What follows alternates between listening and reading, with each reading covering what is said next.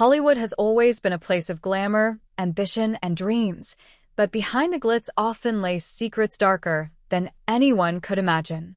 One of the most notorious mysteries in film history revolves around the life and death of William Desmond Taylor, a man celebrated as one of Hollywood's most talented directors, yet whose personal life and tragic death revealed a hidden world of scandal, deception, and danger. Taylor's story begins far from the bright lights of Los Angeles. Born William Cunningham Dean Tanner on April 26, 1872, at Evington House in Carlow, Ireland, he entered a family steeped in respectability and expectation. His father, Major Thomas Carnes Dean Tanner, was a retired military officer, while his uncle Charles served in Parliament. Taylor was the eldest of 5 children and was educated at Marlborough College in England, an environment where a carefully ordered life seemed inevitable. Yet, his life took a path that no one in his family could have foreseen. In 1890, hoping to correct what he perceived as his son's restless tendencies, Major Tanner sent William to a ranch in Harper, Kansas. This move was intended to instill discipline and resilience, yet the ranch quickly closed, and young William found himself drifting across the American heartland. He took various jobs, from manual labor to waiting tables and selling goods in cities like Missouri and Chicago. These years of wandering shaped a man who would eventually blend charm, intelligence, and social skill with a willingness to adapt to any situation. By 1895, William joined the traveling theater company of the famed actress Fanny Davenport, adopting the stage name Cunningham Dean. This period marked the beginning of his transformation into a man who could navigate both the artistic world and the complex social structures of the time.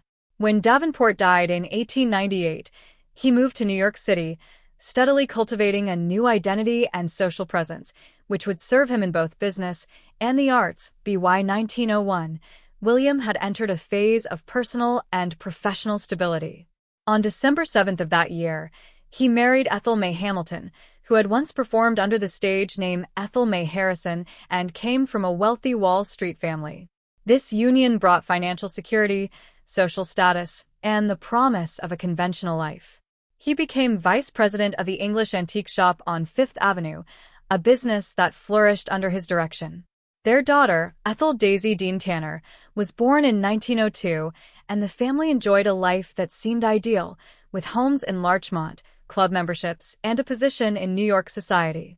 Yet beneath this surface of propriety, William Tanner was restless, drawn to adventure, change, and ultimately reinvention.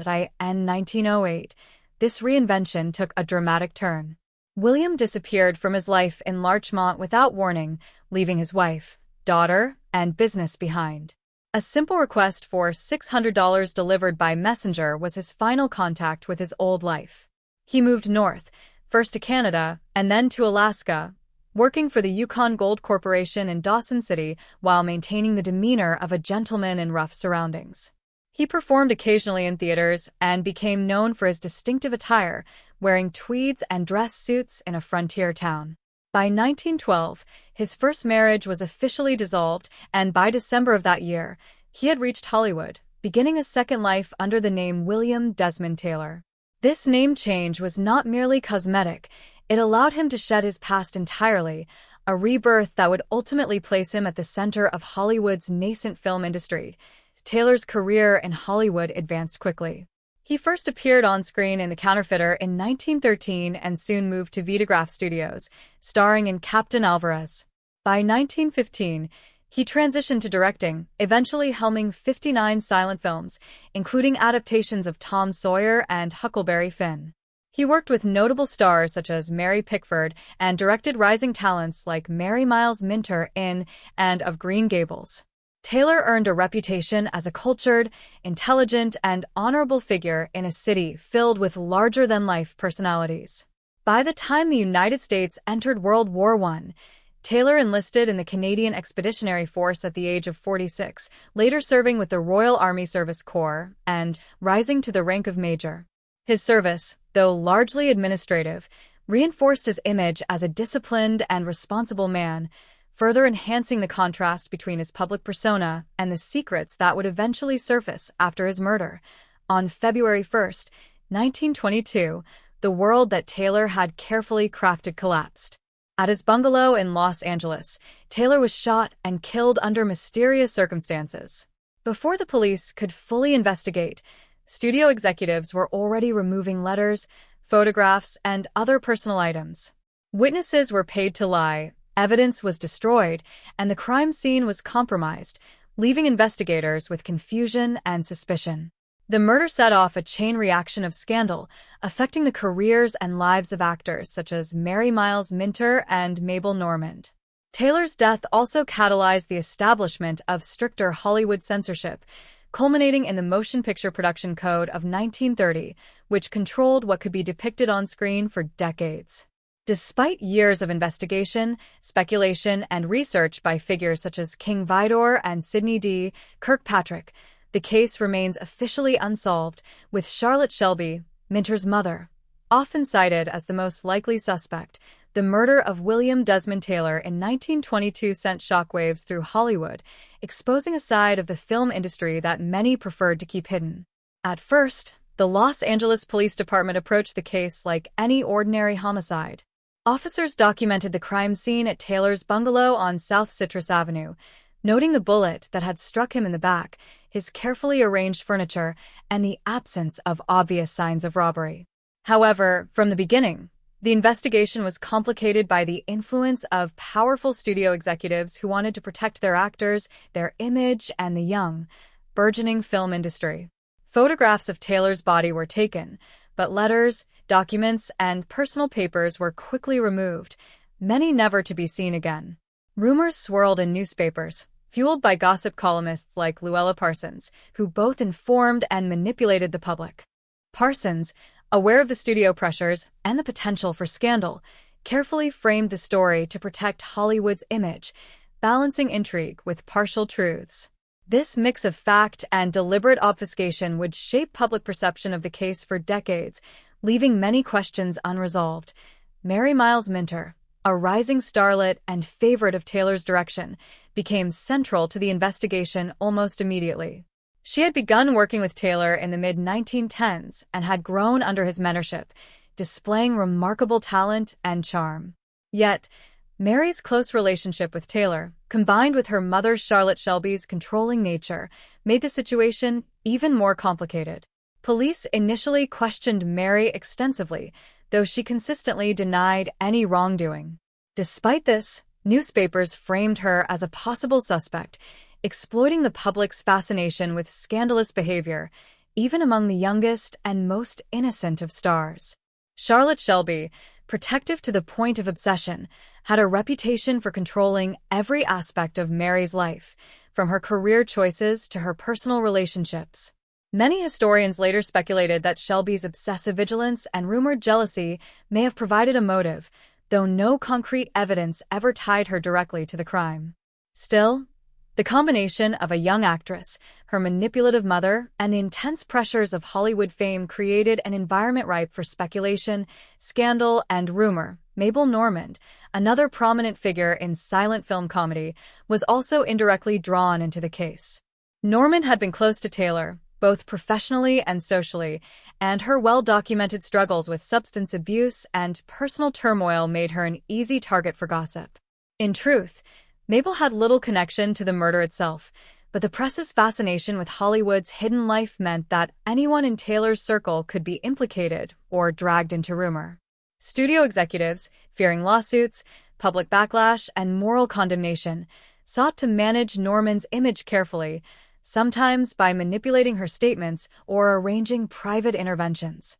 The combination of gossip, scandal, and secrecy meant that even those not involved in the crime were forced to navigate an environment where privacy was impossible, reputations could be destroyed overnight, and truth was often secondary to appearances. This culture of secrecy, pressure, and control would become a defining characteristic of early Hollywood, one that influenced both the film industry's policies and public expectations of its stars. The investigation itself suffered from unusual interference and inconsistency. Detectives pursued leads that ranged from Taylor's alleged affairs to disputes with former employees, yet every potential clue seemed to vanish under pressure. Letters to the police went unanswered, Witnesses contradicted themselves, and crucial pieces of evidence disappeared. Even the coroner's report, which should have been straightforward, became a source of confusion due to ambiguous descriptions and lost documentation. Some historians later suggested that the studio's involvement was deliberate, a protective mechanism to maintain Hollywood's image at a time when public morality campaigns were increasing in intensity. By the 1920s, Hollywood faced mounting criticism from religious groups, moral reformers, and politicians who decried the influence of film on American youth. Taylor's murder, with its combination of youth, sexuality, and potential impropriety, became a lightning rod for this moral panic, adding additional pressure on police to appear decisive while also appeasing studio interests. The result was a muddled investigation, one in which truth, rumor, and public perception became almost impossible to separate. The murder of William Desmond Taylor had profound and lasting effects on Mary Miles Minter's career, shaping both her public image and her future in Hollywood. Before the tragedy, Mary had been considered one of the most promising young actresses of the silent film era, admired for her charm, innocence, and screen presence. Studios invested heavily in her, casting her in leading roles alongside established stars and promoting her as the embodiment of youthful elegance. However, the sudden association with Taylor's murder, even though she was never formally charged, tainted her public persona almost immediately. Gossip columns thrived on insinuation, subtly linking her name to scandal while emphasizing her mother Charlotte Shelby's controlling and sometimes manipulative behavior. This constant public scrutiny created an environment where Mary's every action, smile, or public appearance was interpreted as evidence of guilt or involvement. Audiences, who once adored her, began to view her through the lens of suspicion, demonstrating how quickly the court of public opinion could damage a career, regardless of legal outcomes. The psychological toll on Mary was significant.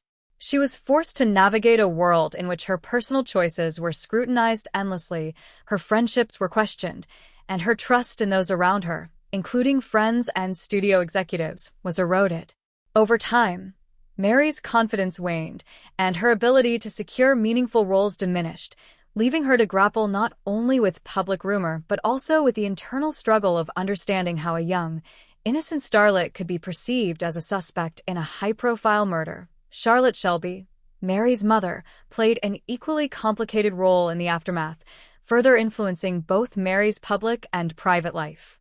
Shelby had long been criticized for her obsessive management of her daughter's career, often taking control of decisions that should have been Mary's own. After Taylor's murder, Shelby intensified her protective measures, insisting on controlling Mary's interactions with the press, her studio contacts, and even her co-stars. This overbearing approach, while intended to shield Mary from further scandal, sometimes backfired, making her appear even more isolated and under suspicion. Historians have debated whether Shelby's behavior was motivated purely by maternal concern or whether her own ambitions and insecurities played a role in shaping Mary's public image. The mother-daughter dynamic became a central narrative for reporters and gossip columnists, further fueling the scandal and reinforcing the perception that Mary could not act independently or responsibly in her own life. Meanwhile, studios, fearful of losing box office revenue and facing public condemnation, began to distance themselves from Mary, offering fewer leading roles and instead casting her in minor or unremarkable parts. The combination of public suspicion, maternal overprotection, and diminishing professional opportunities created a perfect storm that ultimately pushed Mary out of the limelight and marked the beginning of her gradual decline in Hollywood. The ripple effects of Taylor's murder extended beyond individual careers and directly influenced Hollywood's industry-wide approach to managing scandal and public image. Studio executives learned a harsh lesson about the dangers of public scrutiny and the power of gossip columns in shaping perceptions of actors. The incident contributed to the creation of more tightly controlled publicity departments, which sought to manage not only the professional output of stars, but also their personal lives. Contracts were rewritten to include morality clauses, stipulating that actors' behavior both on and off the screen could affect their employment. The Taylor case became a textbook example for studios on how quickly reputation could collapse and how essential it was to control the narrative. Beyond corporate strategy, the tragedy also had a moral and cultural impact, influencing public debates about the effects of Hollywood films on youth and the ethical responsibilities of actors and studios. Reformers and moral guardians used Taylor's murder as a symbol of Hollywood's potential corruption, campaigning for stricter oversight of film content and stricter enforcement of public morality. In this way, the murder not only reshaped the trajectory of individual careers like Mary's, but also left a lasting mark on Hollywood's structure, policies, and the culture of secrecy that would define the film industry for decades. The murder of William Desmond